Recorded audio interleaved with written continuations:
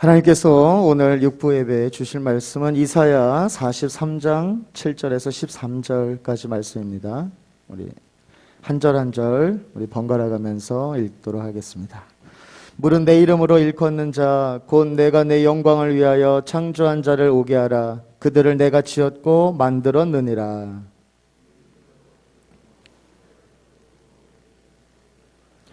열방은 모였으며 민족들이 회집하였은들 그들 중에 누가 능히 이 일을 고하며 이전 일을 우리에게 보이겠느냐. 그들로 증인을 세워서 자기의 옳음을 나타내어 듣는 자들로 옳다 말하게 하라.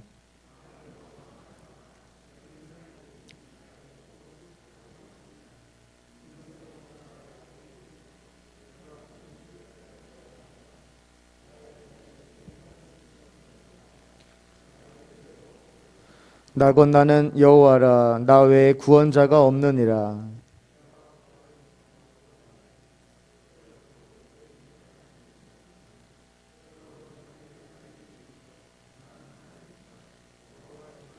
함께 읽겠습니다.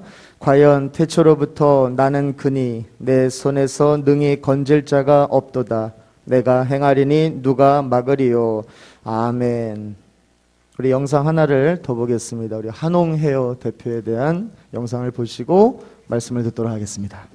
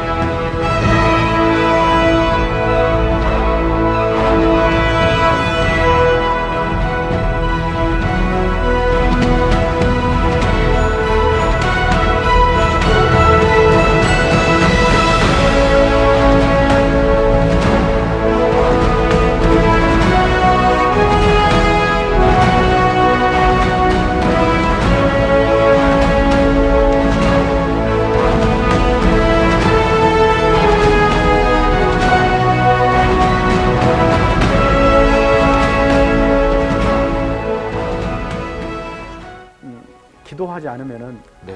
사업을 망하게 해주십시오. 아, 그렇게 기도를 하세요? 네. 내가 하나님 말에 순종하지 않으면 내 사업을 망하게 망하게 해주세요. 해주십시오. 사실 그 무시무시한 그렇기 때문에 기도할 수밖에 있잖아요. 없습니다. 그렇기 때문에 그렇게 이 기도 생각 안 하면은 내가 그 좁은 길을 못 가니까. 나는 축복받는 길을 알고 있으니까 하나님이 어떤 사람한테 축복 준지 알기 때문에 내가 일부러 내 코를 끼는 거죠. 하나님한테. 하나님 내가 혹시 당신 뜻대로 얻거나면 나는 힘들게 하십니다.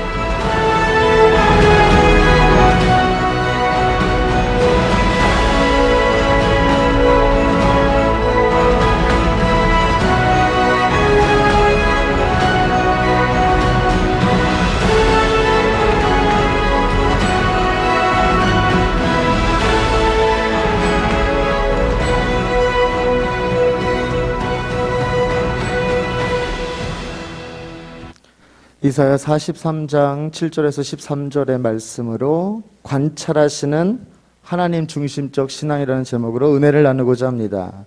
먼저 영상을 보신 것처럼 우리 한홍 대표는 기도하지 않으면 회사를 망하게 해주십시오.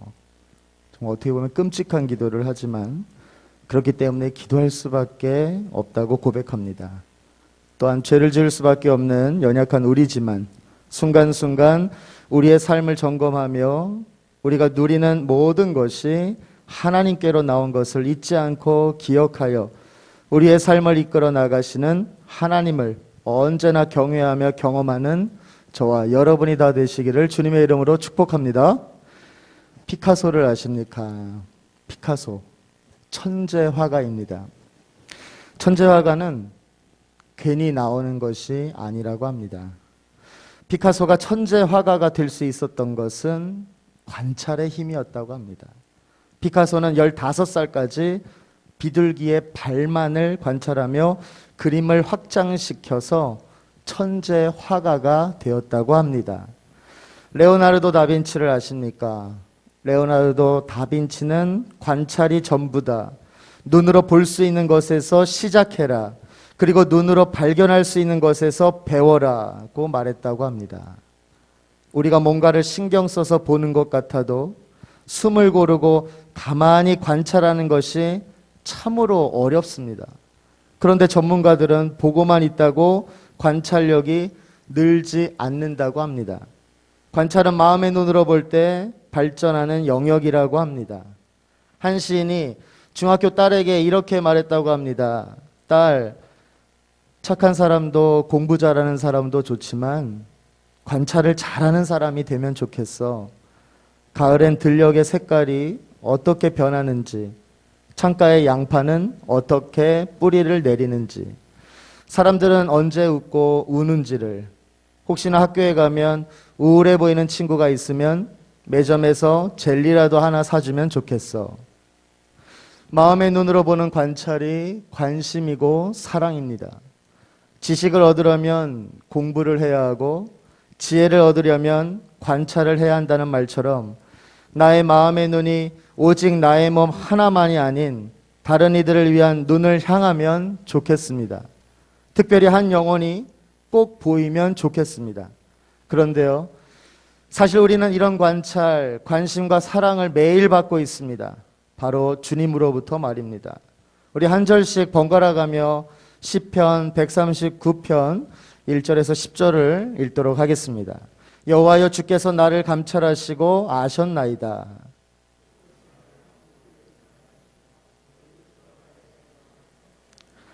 나의 길과 눕는 것을 감찰하시며 나의 모든 행위를 익히 하시오니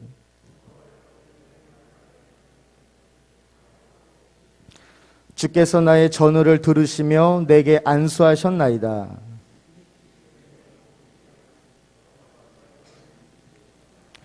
내가 주의 신을 떠나 어디로 가며 주의 앞에서 어디로 피하리이까?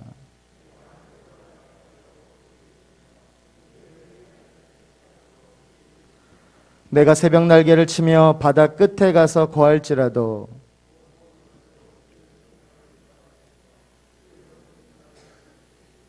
아멘. 관찰의 개념에서 생각해 보면 주님은 늘 우리를 지켜보고 계십니다.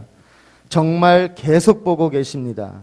나를 사랑하는 주님의 관심 속에 코로나19 상황에서도 반드시 믿음이 성장하고 또 힘을 더 내시기를 주님의 이름으로 축복합니다. 어느 한 목사님이 세상 사람들처럼 살다가 죽음을 앞두고 예수님을 믿어 천국 가면 될 텐데 우리는 왜 일찍부터 예수님을 믿고 있을까라는 질문을 했다고 합니다. 답변들은 참으로 다양하게 나왔습니다. 우리가 언제 죽을지 모르니 예수님을 빨리 믿어 지옥 가는 것을 모면해야 합니다. 세상 산다는 것은 참으로 고달픈데 하나님을 의지해서 그분의 도움으로 살아야 합니다. 천국에서 큰 상을 받기 위해서 예수님을 믿는 것입니다. 하나님과 더불어 살면 참 행복하고 우리의 영이 살기 때문입니다. 여러 답변이 나왔지만 그 목사님이 원하는 답은 아니었다고 합니다. 그때 한참 생각에 잠겨있던 한 성도님이 말했습니다. 하나님을 기쁘시게 하기 위해서입니다. 바로 듣고 싶었던 답이었다고 합니다. 이 답이 앞선 답들과 다른 점이 무엇일까요? 바로 앞선 답들은 자기 중심적 신앙의 고백이고 마지막 답변은 하나님 중심적 신앙의 모습을 보여줍니다. 천국에 가면 우리는 하나님 중심으로 살 수밖에 없습니다. 그러나 이 땅에 사는 동안에는 각자에게 주어진 자유의지가 적용합니다. 자유의지에 따라 주의를 지키기도 하고 또한 범하기도 합니다. 예배에 일찍 가기도 하고 늦기도 합니다. 맡은 일을 성의껏 할 수도 있고 대충 할 수도 있습니다. 교회에서 내년에도 봉사할지 여부도 본인이 다 정할 수 있습니다. 하지만 하나님 중심의 신앙생활하는 성도님들은 다릅니다. 그들은 교회에서 봉사하는 것을 영광스럽게 생각하며 맡은 일에 최선을 다할 것입니다. 예배 드릴 땐 항상 일찍 와서 앞에 앉아 기도로 준비하고 마음을 다해 하나님께 예배를 드립니다. 하나님을 기쁘게 하기 위해서 기도할 때에 하나님의 뜻을 잘 헤아리며 간구할 것입니다. 사람을 세울 때에는 사람들의 평판을 의식하기보다 하나님의 기준이 무엇인지 구하며 신실하고 충성스러운 일꾼을 뽑을 것입니다. 하나님께 영광 돌리는데 혼신의 힘을 다 쏟을 것입니다. 어떤 자리를 놓고 누군가와 경합을 벌일 때에는 자신이 그 주인공이 되려고 물질 공세와 편협한 정치를 하지 않고 오직 주님만 바라볼 것입니다. 또한 본인이 주인공이 되지 못해도 섭섭하게 생각지 않고 선출된 이에게 박수를 쳐주고 그의 일에 기도하며 적극 협조할 것입니다. 비단 교회와 관련된 일에만 국한된 것은 아닙니다. 하나님 중심의 신앙을 가진 사람들은 무슨 일을 하든지 항상 하나님의 영광을 가리지 않도록 조심하고 또한 사람들을 잘 섬기려 할 것입니다. 하나님은 당신의 영광을 위해 우리를 창조하셨습니다. 주님 오실 날이 가까운 이때 우리 모두의 신앙의 삶이 하나가 되어 주님을 많이 기쁘게 해드렸으면 좋겠습니다. 그렇다면 오늘 본문을 통하여서 말씀의 제목을 제가 관찰하시는 하나님 중심적 신앙이라고 했는데 신앙이란 그럼 뭘까요? 사전적 의미를 보면 첫째, 믿고 받드는 일이고 신앙을 가지다. 둘째, 종교 일반 초자연적인 절대자, 창조자 및 종교 대상에 대한 신자 자신의 태도로서 두려워하고 경건히 여기며 자비, 사랑, 의뢰심을 갖는 일이다. 하나님을 떠나 사는 세상을 진단해 보면 어떨까요? 죄의 권세를 벗어나지 못하는 사람들은 점점 더 어둠과 짝하고 살고 있습니다. 생의 목적도 없이 방황하는 사람들은 맹목적과 또한 허무와 염려 속에 살고 있습니다. 사랑을 잃고 미움과 비방 속에서 사는 사람들은 평화를 다 잃어버리고 시기와 분쟁 속에 살고 있습니다. 생명의 가치와 감사하기를 잃은 사람들은 시름과 한숨에 빠져 살고 있습니다. 세상의 거짓된 유혹에 넘어간 사람들은 인생을 헛되게 살다가 결국 멸망의 길로 가고 있습니다. 이 세상에서 과연 답을 찾을 수 있겠습니까? 하나님은 오늘 본문 8절에서 9절로 이렇게 말씀하십니다. 함께 읽겠습니다. 눈이 있어도 소경이요 귀가 있어도 귀머거린 백성을 이끌어내라. 열방은 모였으며 민족들이 회집하였은들 그들 중에 누가 능히 이 일을 고하며 이전 일을 우리에게 보이겠느냐. 그들로 증인을 세워서 자기의 옳음을 나타내어 듣는 자들로 옳다 말하게 하라. 다윗이 시편 2편에 기록한 말이 이에 답을 하고 있습니다. 시편 2편 1절에서 4절에 보니까요. 어찌하여 열방이 분노하며 민족들이 허사를 경영하는고 세상의 군왕들이 나서며 관원들이 서로 꾀하여 여호와와 그 기름 받은 자를 대적하며 우리가 그 맨 것을 끊고 그 결박을 벗어버리자 하도다. 하늘에 계신 자가 웃으시며 주께서 저희를 비웃으시리로다. 그렇습니다.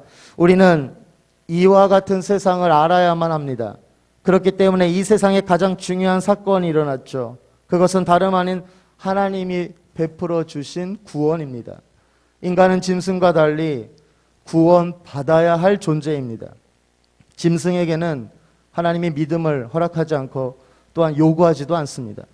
오직 하나님의 형상으로 지음을 받은 인간에게만 구원에 이르는 믿음을 주셨습니다. 하나님이 지명하여 부르신 존재는 인간밖에 없습니다. 이사야 43장 1절에 야곱아 너를 창조하신 여호와께서 이제 말씀하시느니라. 이스라엘아 너를 조성하신 자가 이제 말씀하시느니라. 너는 두려워 말라. 내가 너를 구속하였고 내가 너를 지명하여 불렀나니 너는 내 것이라. 아멘. 아무리 능력이 있고 인격이 좋은 아버지가 있어도 그 아버지가 내 아버지가 아니면 그분의 인격이나 능력은 나와 전혀 상관이 없습니다. 아무리 맛있는 음식이 즐비해도 그 음식이 내가 먹을 수 없는 음식이라면 내게 아무런 가치가 없습니다. 아무리 귀한 보석이라도 그것을 알지 못하는 돼지에게 던져주면 아무 의미가 없습니다. 하나님도 마찬가지입니다. 그분이 나의 하나님이 될 때만 의미가 있는 것입니다. 나를 불러주신 하나님이 될 때 의미가 있다는 것이죠. 그러므로 인간의 구원은 나를 지으신 하나님의 부르심이 없이는 불가능한 일입니다. 본문 7절의 말씀에 오늘 우리에게 던져주는 가장 핵심이 되는 말씀입니다. 물은 내 이름으로 일컫는 자, 곧 내가 내 영광을 위하여 창조한 자를 오게 하라. 그들을 내가 지었고 만들었느니라. 오늘은 종교개혁 주일입니다. 1517년 10월 31일 95개조 반박문을 비텐베르크 대학 앞에 게재하면서 종교개혁이 활활 타오르게 한 마틴 루터는 이런 말도 했습니다. 인간의 궁극적인 목적은 구원이 아니라 하나님께 영광을 돌리는 것이다 라고 했습니다. 이것이 하나님이 인간을 지으신 창조의 목적이기도 합니다. 사도 요한이 반모섬에 유배되었을 때 성령의 감동으로 그에게 임한 계시의 말씀 중에 자칭 부자라고 하는 라오디게아 교회에 하신 말씀에 주목하지 않을 수 없습니다. 요한계시록 3장 17절에 내가 말하기를 나는 부자라 부요하여 부족한 것이 없다 하나 내 공고한 것과 가련한 것과 가난한 것과 눈먼 것과 벌거벗은 것을 알지 못하도다. 공고한 자, 가련한 자, 가난한 자, 눈먼 자, 벌거벗은 자. 이는 현대를 살아가는 사람들에게 더욱 들려주는 말씀이 아닐 수 없습니다. 물질주의와 육신을 쫓는 세상으로 갈수록 깊이 골마가는 그것이 있습니다. 그것은 아는 지식은 넘쳐나고 있는데 오히려 더욱 공고하고 유명한 자 같으나 오히려 가련한 자와 같고 부요함으로 가는 것 같은데 오히려 항상 가난한 자와 같고 밝게 보이는 자 같으나 오히려 눈먼 자와 같고 겉으로는 삐까뻔쩍하지만 오히려 내면으로는 벌거벗은 자와 같다는 것입니다. 이에 여호와 하나님은 말씀하십니다. 11절에서 13절 함께 읽겠습니다. 나 곧 나는 여호와라. 나 외에 구원자가 없느니라. 내가 고하였으며 구원하였으며 보였고 너희 중에 다른 신이 없었나니 그러므로 너희는 나의 증인이요 나는 하나님이니라. 여호와의 말이니라. 과연 태초로부터 나는 그니 내 손에서 능히 건질 자가 없도다. 내가 행하리니 누가 막으리요. 아멘. 나는 여호와라. 나 외에 구원자가 없다. 나 여호와가 너에게 알려주었고 구원하였고 보였다. 나 여호와가 행하리니 누가 막겠느냐.